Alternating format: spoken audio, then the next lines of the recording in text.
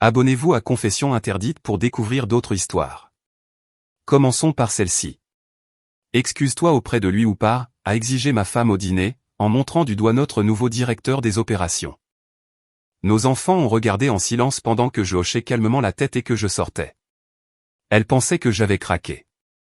Ce n'était pas le cas. J'avais simplement déclenché quelque chose dont elle avait oublié l'existence. Et au matin, son sourire suffisant aurait disparu pour toujours. Je m'appelle Daniel Carter. J'ai 47 ans. Et depuis 23 ans, je suis le contrôleur financier chez Andé Pharmaceuticals. Un travail stable, de bons avantages sociaux, le genre de carrière qui ne fait pas la une des journaux, mais qui paie les prêts immobiliers et les frais de scolarité. Ma femme, Victoria, en revanche, a construit quelque chose de plus tape à accent grave-l'œil.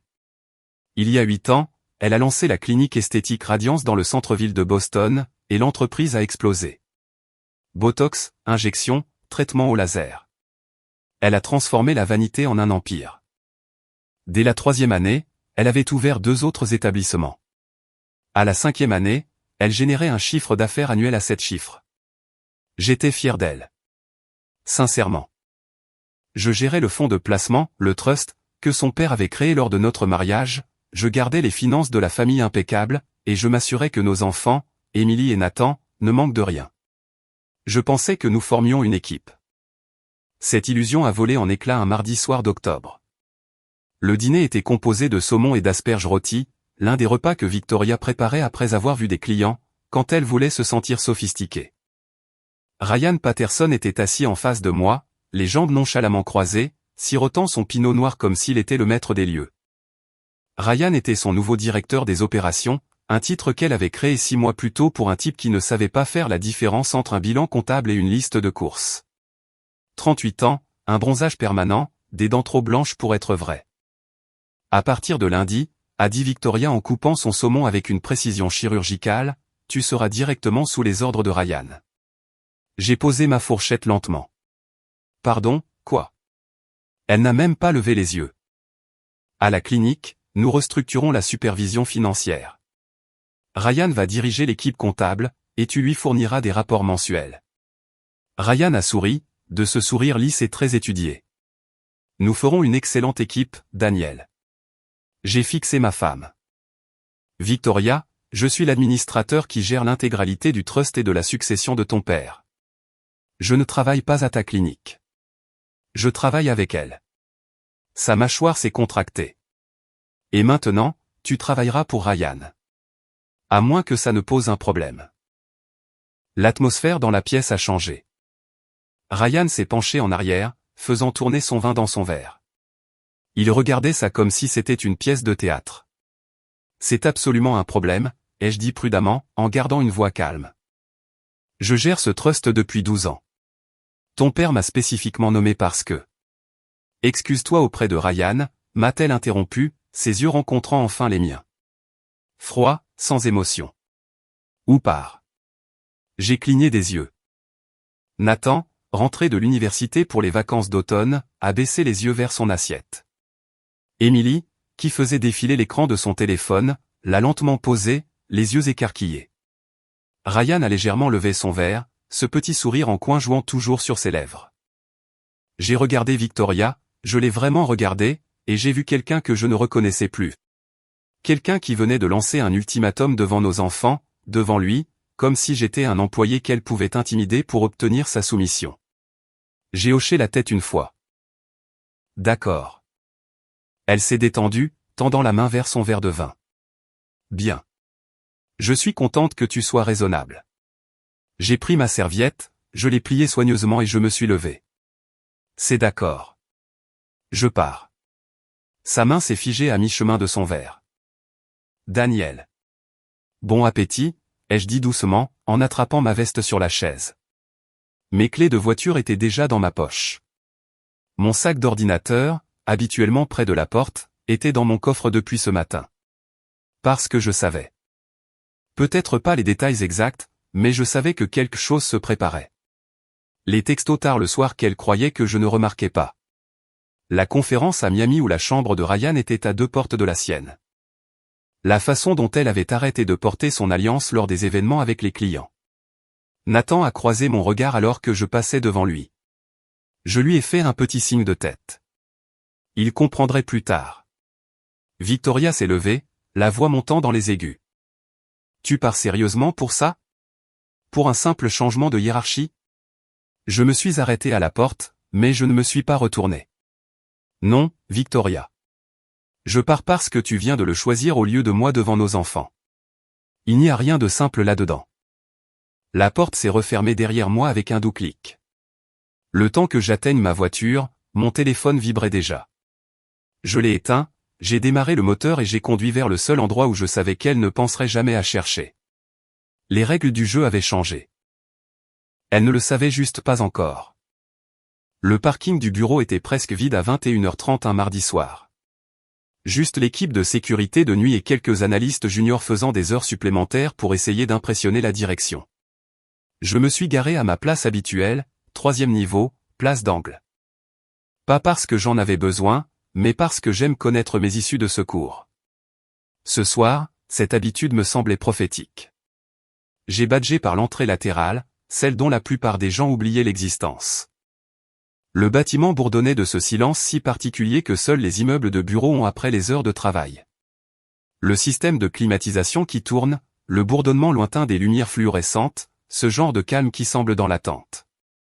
Mon bureau était exactement comme je l'avais laissé le matin même.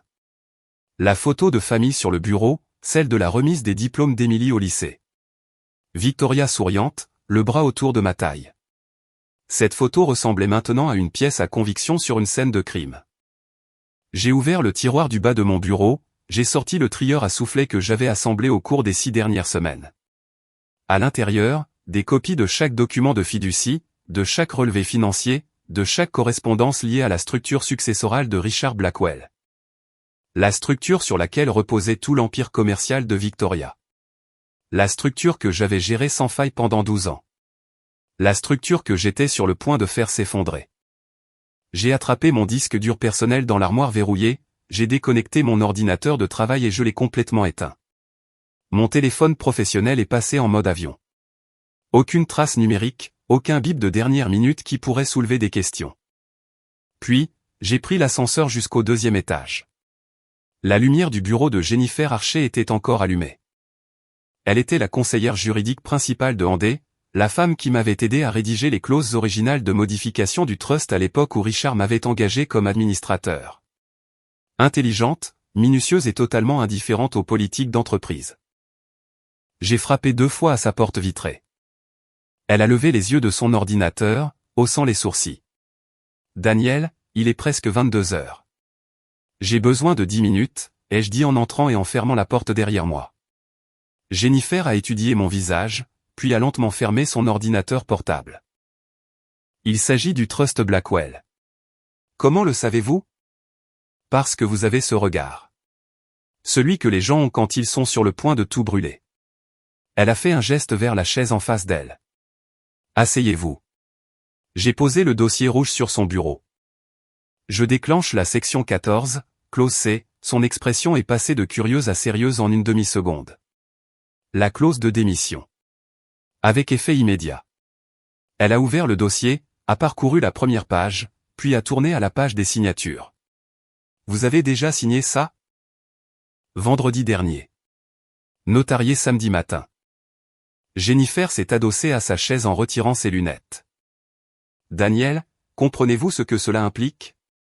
Au moment où ce document sera enregistré, chaque actif sous l'égide de ce trust sera gelé. Les cliniques de Victoria, ses comptes d'investissement, ses avoirs immobiliers. Tout sera mis en animation suspendue jusqu'à ce que Richard nomme un nouvel administrateur. Je sais. Et Richard a toujours l'autorité exclusive sur les nominations des administrateurs. Elle n'a jamais modifié cela lorsqu'elle a fusionné ses actifs commerciaux dans la structure de protection. Je le sais aussi. Jennifer m'a regardé pendant un long moment. Que s'est-il passé? Elle m'a lancé un ultimatum ce soir, devant nos enfants et son petit ami. Elle m'a dit de m'excuser auprès de lui ou de partir. Et vous êtes parti. C'est ça.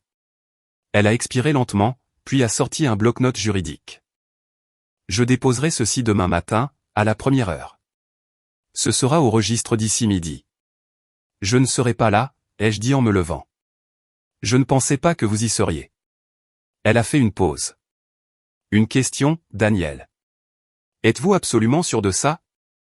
J'ai pensé aux yeux froids de Victoria à travers cette table de dîner, au sourire suffisant de Ryan, à 23 années passées à construire quelque chose qu'elle venait de démanteler avec désinvolture parce que cela l'arrangeait. Je n'ai jamais été aussi sûr de quoi que ce soit de toute ma vie. Jennifer a hoché la tête une fois et a glissé le dossier dans sa mallette. Alors considérez que c'est fait. Je suis sorti de son bureau, j'ai repris l'ascenseur jusqu'à mon étage, j'ai attrapé la seule photo de mes enfants sur mon bureau, et j'ai laissé mon alliance à sa place. Le lecteur de badge a bipé à ma sortie. J'ai déposé ma carte d'accès dans la boîte aux lettres du bureau de la sécurité. Au moment où j'ai atteint ma voiture, mon téléphone affichait 17 appels manqués, tous de Victoria. Je l'ai complètement éteint et j'ai conduit jusqu'à un appart-hôtel sur la route 128. La chambre était petite, propre et anonyme. Parfaite. Victoria s'est réveillée mercredi matin comme si elle avait gagné un prix. Je n'étais pas là pour le voir, mais Émilie me l'a raconté plus tard, m'envoyant les détails par SMS alors qu'elle était assise dans la bibliothèque de son école de droit, furieuse pour moi. Ma femme a flotté jusque dans la cuisine vers 7h30, les cheveux parfaitement bouclés, portant ce tailleur bleu marine qu'elle réservait pour les réunions importantes. Elle fredonnait un air joyeux pendant que la machine à expresso crachotait. Elle a même pris un selfie avec son café et son agenda, probablement pour une autre de ses publications Instagram sur la vie de patronne, ou n'importe quelle autre connerie dont elle nourrissait ses abonnés. Puis, elle l'a vu. Mon badge de Handé Pharmaceuticals posé sur le plan de travail en marbre, juste à côté de la machine à expresso, là où elle ne pouvait pas le rater. À côté, une feuille de papier à en-tête de l'hôtel plié, avec 8 mots de mon écriture, dis à ton avocat que j'en ai fini. Émilie m'a dit que Victoria avait carrément ri. À haute voix. Comme si c'était une blague.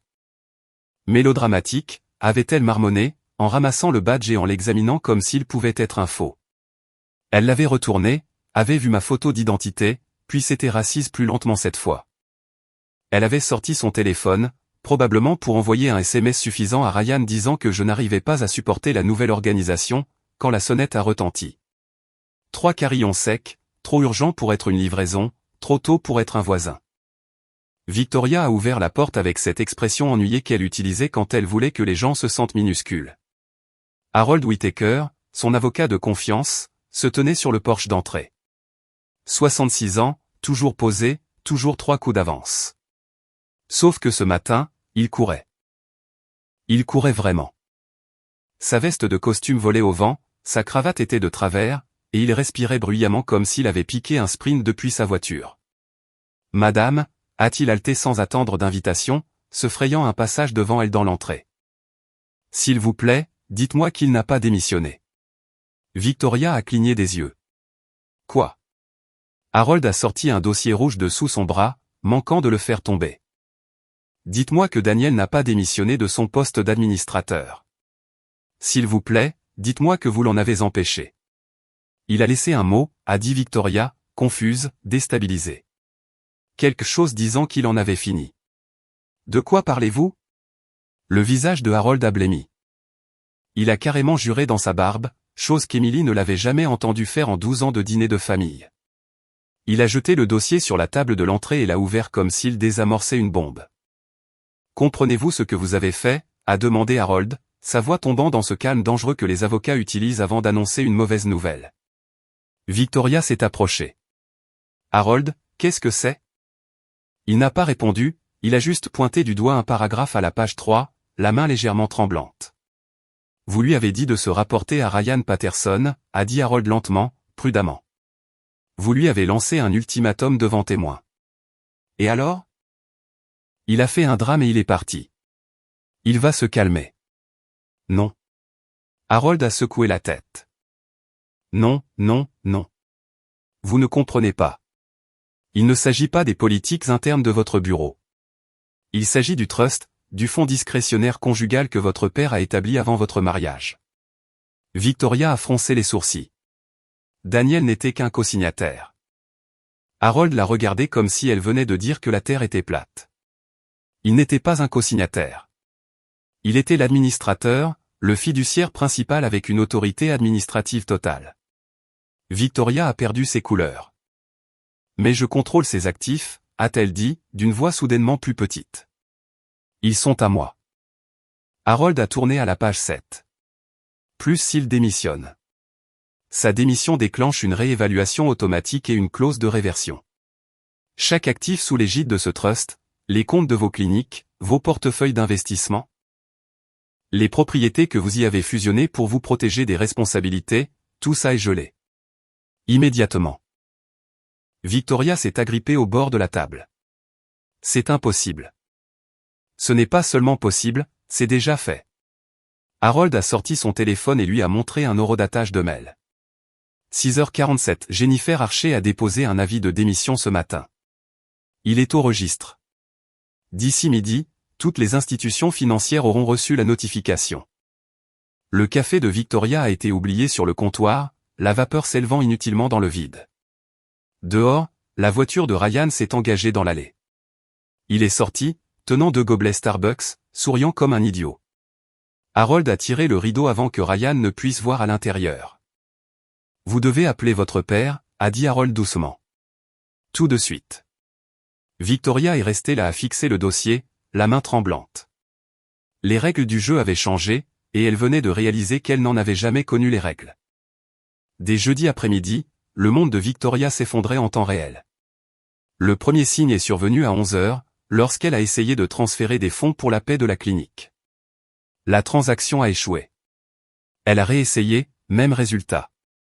Elle a appelé la banque, a été transférée 3 fois, et a finalement joint quelqu'un à l'administration des trusts qui lui a expliqué, très poliment, que tous les comptes associés au Blackwell Family Trust étaient sous gel administratif en attendant la réaffectation d'un administrateur. Il doit y avoir une erreur, avait dit Victoria, la gorge serrée. Aucune erreur, Madame Carter. Nous avons reçu la notification officielle ce matin à 6h52. Elle a raccroché et a immédiatement essayé sa carte de crédit professionnel. Refusé. Sa carte personnelle.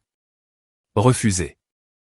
La carte Platinum American Express qu'elle utilisait pour les urgences. Refusé.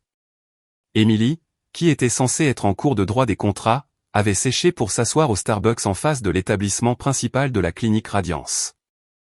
Elle a observé par la fenêtre Victoria faire les 100 pas dans son bureau, le téléphone pressé contre l'oreille, son visage devenant de plus en plus rouge à chaque appel infructueux.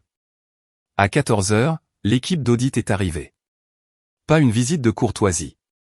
Pas un contrôle de routine. Une équipe complète d'audit médico-légal de Steinberg & Associates, le cabinet que Richard Blackwell gardait en réserve pour des situations exactement comme celle-ci. 3 personnes en costume sombre, portant des boîtes de dossiers, s'installant dans la plus grande salle de conférence de la clinique comme s'ils y emménageaient. Victoria a essayé de les arrêter, a exigé de savoir qui avait autorisé cela, a menacé d'appeler son avocat. L'auditrice principale, une femme d'une 50aine d'années aux cheveux grisaciers et n'ayant absolument aucune tolérance pour les drames, a simplement tendu à Victoria une lettre à l'entête de Richard Blackwell. « Votre père l'a autorisé », a dit calmement l'auditrice. « Nous aurons besoin d'accéder à tous les dossiers financiers, aux contrats clients et aux communications internes des 18 derniers mois. Nous aurons également besoin des dossiers du personnel pour tous les employés embauchés ou promus depuis janvier de l'année dernière. » La main de Victoria a tremblé en lisant la lettre. En bas, la signature de son père, audacieuse, indubitable, furieuse. Ryan est apparu dans l'embrasure de la porte de la salle de conférence, un smoothie à la main. « Et, qu'est-ce qui se passe? Pourquoi y a-t-il des auditeurs ici ?» L'auditrice principale l'a regardé avec l'expression de quelqu'un qui vient de trouver un cafard dans sa salade. « Et vous êtes ?» Ryan Patterson, directeur des opérations. Intéressant. Elle a pris une note. Nous aurons besoin de votre dossier personnel et de toute votre correspondance par email avec Madame Carter des 12 derniers mois. Le sourire de Ryan a vacillé. Quoi? Procédure standard lors des examens d'administration de trust. Victoria a pris Ryan à part, la voix basse et tranchante. Donne-leur juste ce qu'ils veulent. Tout va bien. Ce n'est qu'une formalité. Mais ça n'allait pas bien, et dès vendredi matin, les choses allaient empirer de manière significative. Parce que vendredi, c'est le jour où les RH s'en sont mêlés. Emily m'a envoyé un SMS pour me tenir au courant à 9h. Maman vient d'être convoquée à une réunion avec les RH de la clinique et un avocat qu'elle n'a jamais vu. Elle a l'air effrayée, papa. Vraiment effrayée. J'étais assis dans ma chambre d'hôtel, buvant un café, lisant les nouvelles du matin. J'ai répondu, reste en dehors de ça, ma chérie. Laisse les choses se faire. Elle a renvoyé, je suis de ton côté. Tu le sais, n'est-ce pas? J'ai souri. Je sais. Je t'aime. Je t'aime aussi. Dans le bureau des ressources humaines de la clinique, Victoria était assise face à deux personnes qu'elle n'avait jamais vues auparavant. Un responsable de la conformité du Conseil de l'Ordre des médecins du Massachusetts et un avocat en droit du travail spécialisé dans les violations de l'éthique en milieu de travail. Ils avaient un dossier, un gros dossier. Des images de vidéosurveillance de la retraite d'entreprise à Miami. Horodatage, 14 mars, 23h47, Victoria et Ryan au bar de l'hôtel, assis de près, la main d'elle sur le bras de lui, riant à quelque chose qu'il venait de dire. Un autre clip, 15 mars, 14h23, Ryan essuyant quelque chose sur la joue de Victoria. Ses doigts s'attardant sur la main de ce dernier juste une seconde de trop. Un enregistrement audio d'un dîner client en avril. La voix de Victoria, claire comme le jour, Ryan est pratiquement mon mari de bureau à ce stade. La réponse de Ryan, tout aussi claire, et je suis le plus chanceux. Des rires autour de la table. Le client, un investisseur conservateur issu d'une fondation familiale valant 40 millions de dollars, n'avait pas ri. Le responsable de la conformité s'est penché en avant. Madame Carter, compte tenu de votre rôle en tant que fondatrice et PDG, et de la récente promotion de Monsieur Patterson à un poste pour lequel il semble sous-qualifié, nous devons poser des questions difficiles sur le favoritisme. La conduite sur le lieu de travail et les violations potentielles des normes d'éthique professionnelle. La bouche de Victoria s'est ouverte. Aucun son n'en est sorti. L'avocat en droit du travail a fait glisser un document de l'autre côté de la table. Ceci est un avis de suspension temporaire dans l'attente de la conclusion de notre enquête. Vous conserverez votre titre, mais toute l'autorité opérationnelle est transférée au conseil d'administration de la clinique jusqu'à ce que cette affaire soit résolue. Victoria a fixé le papier comme s'il était écrit dans une langue étrangère. À l'extérieur du bureau, Ryan attendait près des ascenseurs, faisant défiler l'écran de son téléphone, totalement inconscient. Dès lundi, il ne sourirait plus non plus. Richard Blackwell n'a appelé Victoria que samedi soir. Il l'a fait attendre, l'a fait transpirer pendant 2 jours complets de comptes gelés, d'équipes d'audit campées dans ses salles de conférences et d'avocats des RH posant des questions auxquelles elle ne pouvait pas répondre. Quand son nom est enfin apparu sur son téléphone, Emily était assise dans le salon, faisant semblant d'étudier. Elle m'a raconté plus tard que les mains de Victoria tremblaient tellement qu'elle a failli faire tomber le téléphone. « Papa », a dit Victoria, d'une voix si petite qu'Emily ne l'avait pas entendue ainsi depuis l'enfance. La voix de Richard est intervenue, froide et tranchante. Ne m'appelle pas comme si ça allait adoucir ce que tu as fait. Victoria a dégluti difficilement. Je ne savais pas que Daniel allait vraiment démissionner. Je pensais. Tu pensais quoi? Que tu pouvais humilier l'homme à qui j'ai fait confiance pour protéger les actifs de cette famille et qu'il allait juste l'encaisser. La voix de Richard a monté. Tu lui as dit d'être sous les ordres de ton petit ami, Victoria, devant tes enfants, devant cet incompétent imbécile avec qui tu couches. Nous ne sommes pas, je n'ai pas, l'équipe d'audit a trouvé les reçus de l'hôtel. Richard l'a coupé. Miami, le même établissement, le même week-end, des chambres séparées par 2 portes. Ne nous insulte pas tous les deux en mentant maintenant. Silence. Le visage de Victoria était devenu d'une pâleur de craie. Daniel était la seule personne qui empêchait ton entreprise d'imploser, a poursuivi Richard. Il a géré toutes les exigences de conformité, toutes les optimisations fiscales, tous les boucliers juridiques qui te gardaient protégé, et tu l'as viré par pur ego. Je peux arranger ça, a dit Victoria désespérément. Si tu débloques simplement les comptes, je peux payer les salaires. Je peux. Non. Le mot est tombé comme un coup près. Tu ne vas rien arranger du tout. Le trust reste gelé jusqu'à ce que le conseil d'administration nomme un nouvel administrateur, et ce processus prend un minimum de 60 jours. Le souffle de Victoria s'est coupé. 60 jours. La clinique ne peut pas survivre 60 jours sans fonds de roulement. Alors tu aurais dû y penser avant de détruire ton mariage pour un homme qui ne sait même pas lire un compte de résultats, PL. Émilie a regardé sa mère s'affaisser sur le canapé, le téléphone collé à l'oreille, les larmes commençant à couler sur son visage. « S'il te plaît », a chuchoté Victoria. « J'ai fait une erreur. Je sais que je l'ai fait, mais j'ai construit cette entreprise de rien. Ne la laisse pas mourir parce que j'ai été stupide. » « Je ne la laisse pas mourir », a dit Richard doucement. « Je te laisse apprendre ce qui se passe quand on confond autorité et sagesse. Quand on confond contrôle et respect. » La ligne a été coupée. Victoria est restée immobile pendant une bonne minute, le téléphone toujours à l'oreille, avant de finalement le baisser. Émilie s'est levée et a pris son manteau. « Je vais à l'hôtel de papa. » Victoria a levé les yeux brusquement.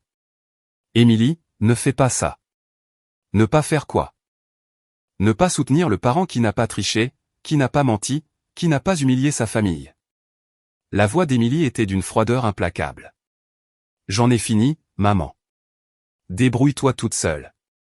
Elle est sortie, fermant doucement la porte derrière elle. Victoria est restée seule dans la maison qu'elle ne pouvait plus se permettre de payer, dans le silence qu'elle avait créé, et a enfin compris ce qu'elle avait perdu. Lundi matin, les vautours tournaient. Ryan s'est présenté à la clinique à 8 heures avec son habituel macchiato au caramel et ce sourire inconscient, ne se doutant absolument pas que son monde était sur le point de s'effondrer. Le directeur des RH l'a intercepté avant qu'il ne puisse atteindre son bureau. « Monsieur Patterson, nous vous attendons dans la salle de conférence B », le sourire de Ryan a vacillé. « Tout de suite ?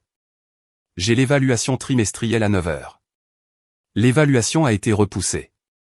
Cela ne peut pas attendre. À l'intérieur de la salle de conférence se trouvaient deux personnes que Ryan n'avait jamais rencontrées. Un avocat en droit du travail de Baxter & Klein, et un enquêteur de la division éthique de l'Ordre des médecins de l'État. Ils avaient des dossiers, au pluriel. « Monsieur Patterson, » a commencé l'avocat, « nous menons une enquête sur de potentielles fautes professionnelles et violations de l'éthique à la clinique esthétique Radiance. » Ryan a posé son café lentement. « Quel genre de violation ? » L'enquêteur a ouvert un ordinateur portable et l'a tourné vers lui. La vidéo de sécurité s'est lancée. Ryan et Victoria au bar de l'hôtel de Miami, riant, la main de la femme sur son genou. Un autre clip, les montrant entrant ensemble dans l'ascenseur à 23h53. Le visage de Ryan s'est empourpré. C'était un voyage d'affaires. Vraiment ? L'avocat a fait glisser un itinéraire imprimé sur la table. Parce que selon ceci, Madame Carter était inscrite à une conférence sur les RH à Orlando le même week-end. Pourtant, vous voilà tous les deux à Miami, lors d'un événement d'entreprise de Radiance qu'elle n'a pas divulgué à son conseil d'administration. Nous nous sommes croisés par hasard, a dit Ryan, la voix moins assurée à présent. Dans des chambres à 2 portes d'écart, qui ont été réservées le même jour par la même carte de crédit d'entreprise.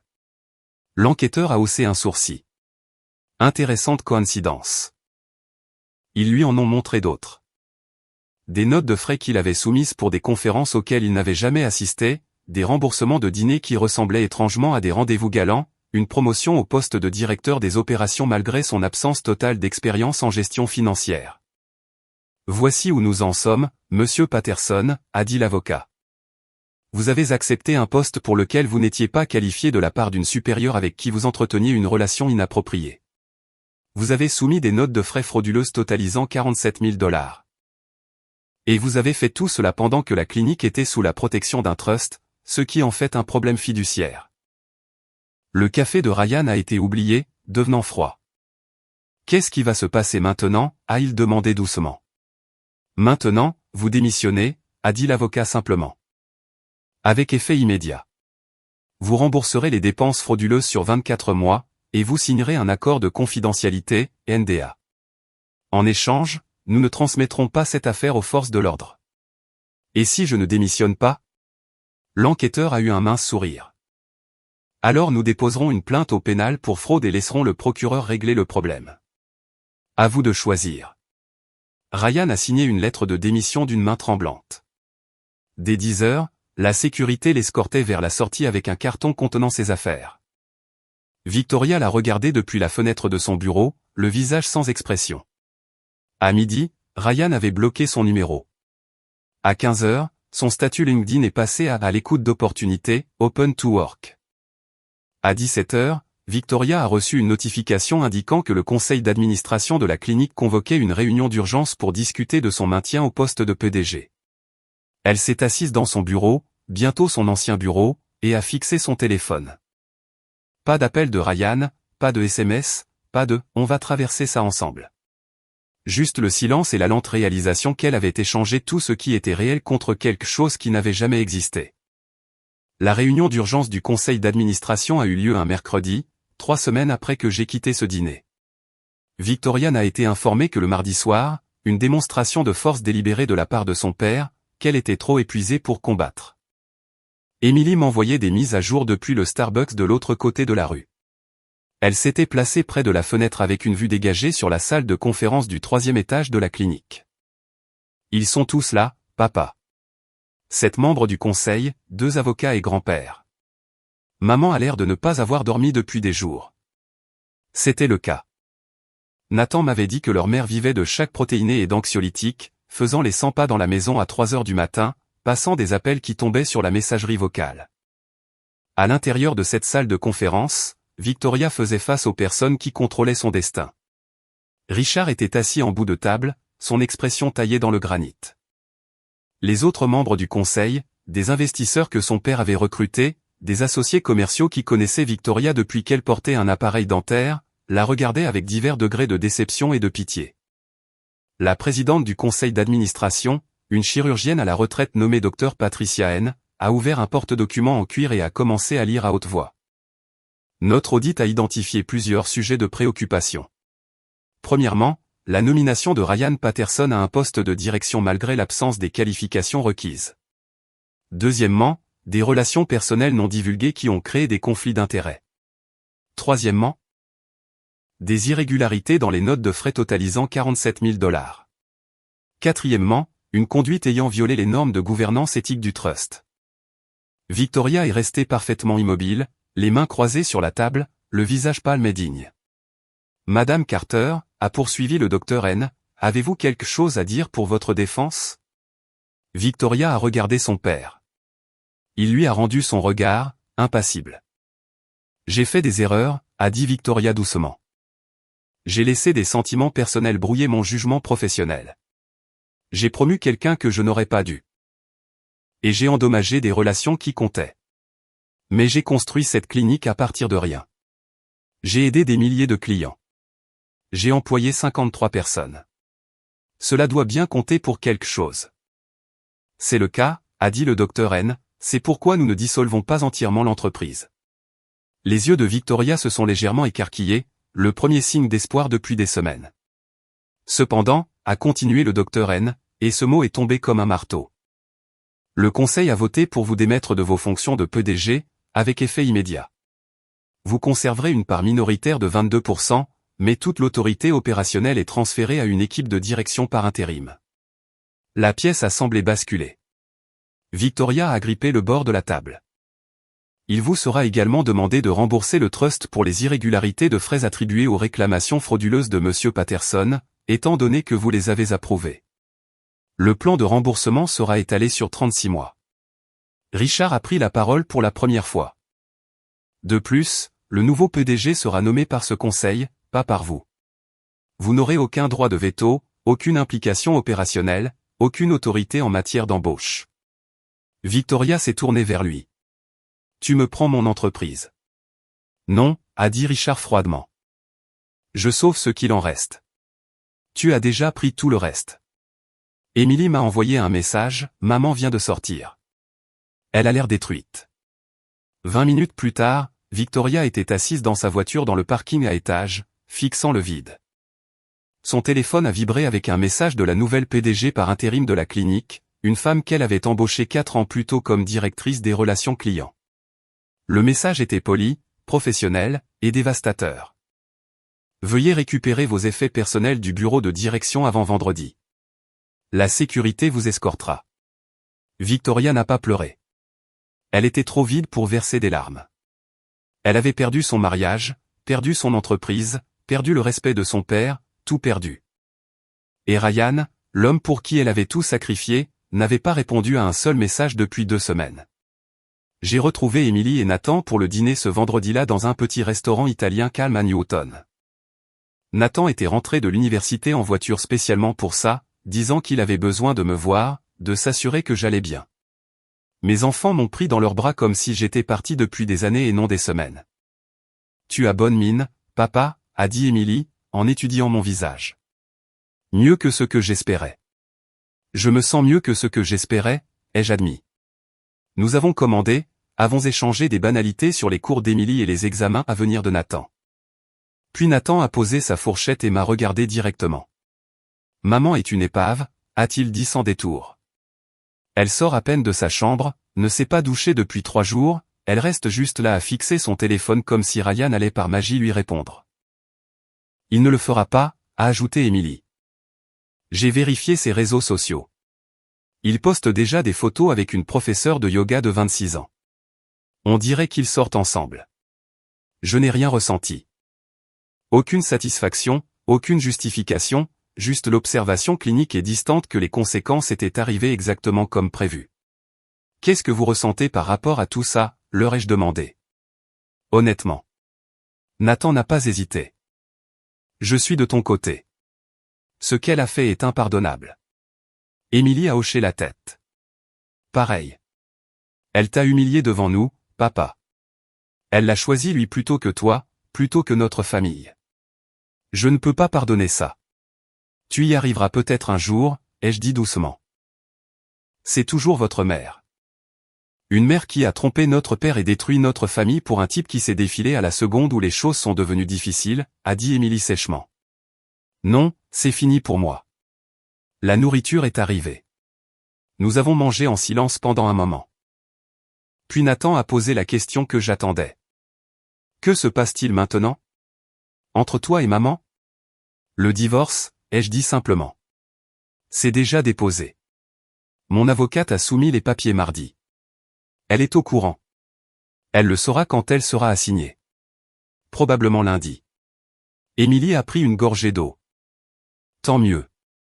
Elle ne te mérite pas, papa. Elle ne t'a jamais mérité. Ne dis pas ça, ai-je dit. Nous avons eu de belles années. Nous avons construit une vie ensemble. Elle a juste oublié ce qui comptait. Elle a oublié que tu comptais, a corrigé Nathan. Il y a une différence. Après le dîner, alors que nous marchions vers nos voitures, Émilie m'a serré dans ses bras à nouveau. Je suis fière de toi, a-t-elle chuchoté. D'être partie, de ne pas avoir crié ou cassé des trucs. D'avoir géré ça comme un homme.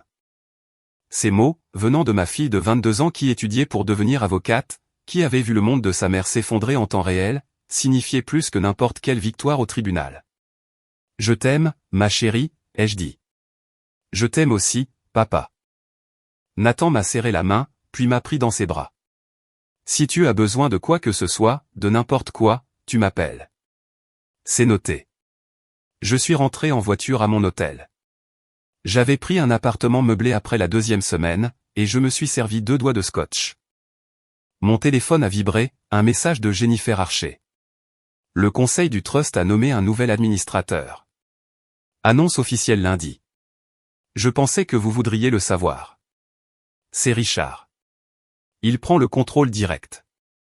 J'ai souri. Richard avait fait son choix. Pas Victoria. Pas une tierce partie neutre. Lui-même. La déclaration ultime quant à la personne en qui il plaçait sa confiance. Mon téléphone a vibré à nouveau. Cette fois, c'était Nathan. Maman vient de recevoir les papiers du divorce. Elle appelle tout le monde en pleurant. Je pensais juste que tu devais le savoir.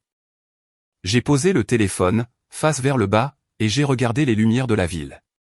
Quelque part là-bas, Victoria réalisait que les actes ont des conséquences. Que la trahison a un coût. Qu'on ne peut pas humilier quelqu'un et s'attendre à ce qu'il reste. Je l'avais aimée, autrefois. J'avais construit une vie avec elle. Je lui avais donné 23 ans de loyauté et de confiance. Elle avait tout jeté par la fenêtre pour un homme qui était déjà passé à quelqu'un de plus jeune. L'ironie était presque poétique.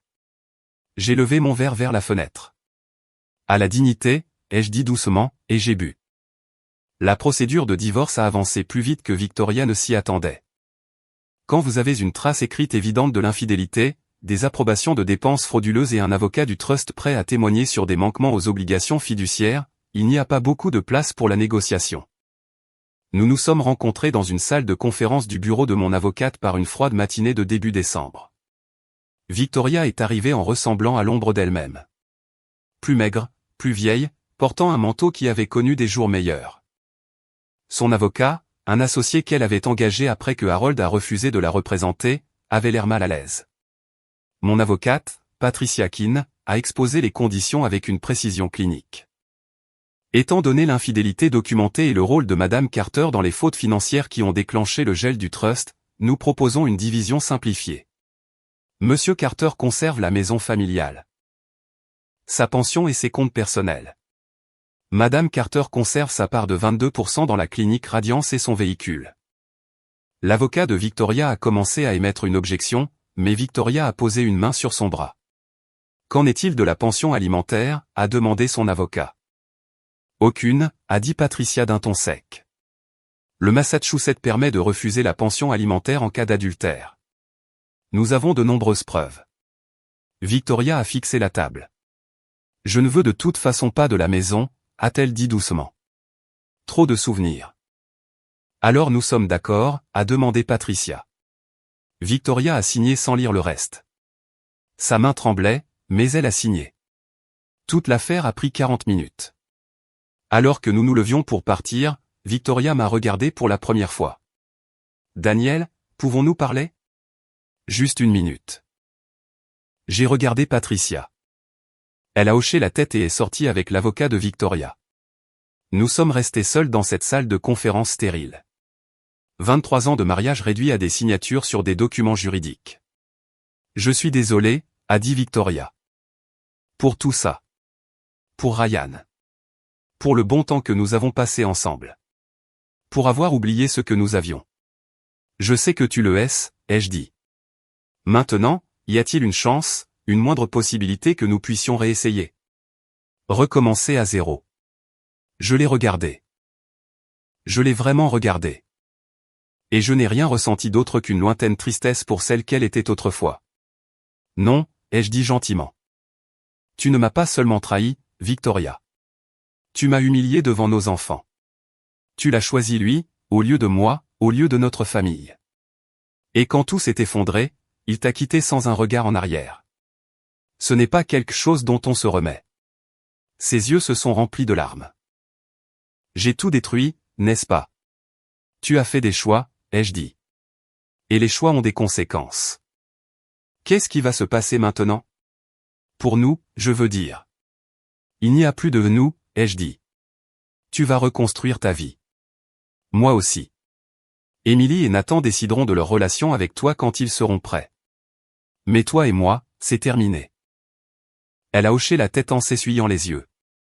Pour ce que ça vaut, tu méritais mieux. Je sais, ai-je dit. C'est pour ça que je suis parti. Je suis sorti de cette salle de conférence et je n'ai pas regardé en arrière. Patricia m'a rejoint dans le couloir. Ça va ?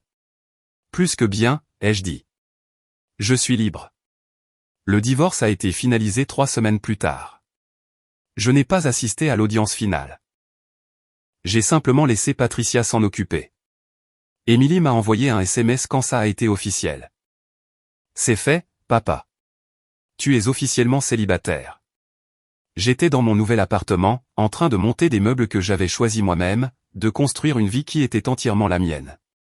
Et pour la première fois depuis des années, j'avais l'impression de pouvoir respirer. 8 mois après avoir quitté ce dîner, je me tenais dans le hall de Handet Pharmaceuticals, regardant une présentation que je ne m'attendais pas à faire. Richard Blackwell m'avait nommé comme nouvel administrateur. Pas seulement de son trust familial, mais en tant que conseiller principal pour l'ensemble de son portefeuille financier. L'annonce s'accompagnait d'une promotion chez Handet, vice-président senior de la stratégie financière. Émilie et Nathan étaient assis au premier rang de l'auditorium de l'entreprise, tous deux souriant comme des idiots. Après la présentation, Richard m'a pris à part. J'aurais dû te nommer administrateur dès le début, a-t-il dit. J'aurais dû voir que Victoria avait hérité de mon sens des affaires, mais pas de mon jugement sur les gens. Elle reste votre fille, ai-je dit. Et elle apprend à la dure ce qui a vraiment de l'importance. Il a fait une pause. Elle a demandé de tes nouvelles la semaine dernière. Elle voulait savoir si tu voyais quelqu'un. J'ai haussé un sourcil. Et que lui avez-vous répondu? Que ta vie personnelle ne la regardait plus. Il a souri légèrement. Est-ce le cas? Tu vois quelqu'un? J'ai pensé à Jennifer Archer, l'avocate d'entreprise qui m'avait aidé à exécuter ma stratégie de sortie. Nous prenions un café tous les samedis depuis un mois. Rien d'officiel. Rien de précipité. Juste deux personnes qui comprenaient la loyauté et l'intégrité, apprenant à se connaître. Peut-être, ai-je dit. C'est le début. Bien, a dit Richard. Tu mérites le bonheur, Daniel. Le vrai bonheur. Ce soir-là, j'ai retrouvé Émilie et Nathan pour le dîner dans le même restaurant italien où nous avions mangé des mois plus tôt. Mais cette fois, nous faisions la fête. Un discours, s'est exclamé Nathan en levant son verre d'eau. Je me suis levé, j'ai regardé mes enfants, tous les deux en bonne santé, heureux, choisissant l'intégrité plutôt que la facilité. Aux secondes chances, ai-je dit. À la conscience de sa propre valeur. Et aux personnes qui restent à vos côtés quand ça compte le plus. Nous avons trinqué. Mon téléphone a vibré. Un texto de Jennifer. Félicitations pour la promotion. Le café de samedi tient toujours? J'ai souri et j'ai tapé en retour, je ne manquerai ça pour rien au monde. Émilie s'est penchée, a vu le message et a souri de toutes ses dents. C'est Jennifer? L'avocate? Peut-être. Papa, elle est géniale. Intelligente, magnifique, et elle t'apprécie vraiment. Contrairement à certaines personnes, a ajouté Nathan avec insistance. J'ai glissé mon téléphone dans ma poche. Disons simplement que j'apprends à reconnaître la qualité quand j'en vois. Plus tard dans la soirée, seul dans mon appartement, celui que j'avais meublé moi-même, dans un immeuble que j'avais choisi, dans une vie que j'avais bâtie de zéro, j'ai sorti mon ordinateur portable. Victoria m'avait envoyé un email 3 jours plus tôt. Je ne l'avais pas lu. Je ne l'avais pas supprimé non plus. Je l'avais simplement laissé là, non lu, le fantôme d'un passé que j'avais laissé derrière moi. Maintenant, je l'ouvrais enfin. Daniel? Je sais que je n'ai aucun droit de demander pardon. Je sais que ce que j'ai fait est impardonnable. Mais je veux que tu saches que te perdre a été la pire erreur de ma vie. Ryan n'était rien. Un fantasme. Un moyen de flatter mon ego. Une distraction stupide pour fuir le fait que j'avais cessé d'apprécier le vrai homme que j'avais épousé. Tu m'as donné 23 ans de loyauté. Et j'ai tout gâché. Je suis désolé. Je sais que ça ne change rien, mais j'avais besoin que tu le saches. J'espère que tu trouveras le bonheur. Tu le mérites plus que quiconque je connaisse. Je l'ai lu 2 fois, puis j'ai fermé l'ordinateur portable. Elle avait raison sur un point. Ça ne changeait rien. J'avais passé 23 ans à être un bon mari, un bon père, un homme bien. J'avais bâti des structures qui la protégeaient, soutenaient ses rêves, sacrifié mes propres ambitions pour qu'elle puisse poursuivre les siennes. Et au moment où c'était devenu contraignant pour elle, elle m'avait jeté comme si j'étais jetable. Mais je n'étais pas jetable. J'avais de la valeur. Et maintenant j'étais libre de construire quelque chose avec quelqu'un qui comprenait ça. J'ai ouvert mon téléphone, j'ai fait défiler mes contacts jusqu'à Jennifer, et j'ai envoyé un message. J'ai hâte d'être à samedi. On pourrait peut-être en faire un dîner, à la place? Sa réponse est arrivée 30 secondes plus tard. Ça me plairait beaucoup. J'ai posé le téléphone et j'ai regardé autour de mon appartement. Petit, propre, entièrement à moi. Ce n'était pas une vie que j'avais prévue, mais c'était une vie bâtie sur le respect de soi, la dignité et la certitude que je préférais être seul plutôt que de ne pas être respecté. Victoria a tout perdu en courant après un homme qui ne l'estimait pas. J'ai tout gagné en m'éloignant d'une femme qui avait oublié ma valeur. Parfois, la meilleure des vengeances n'est pas la destruction. C'est de construire quelque chose de mieux, sans eux.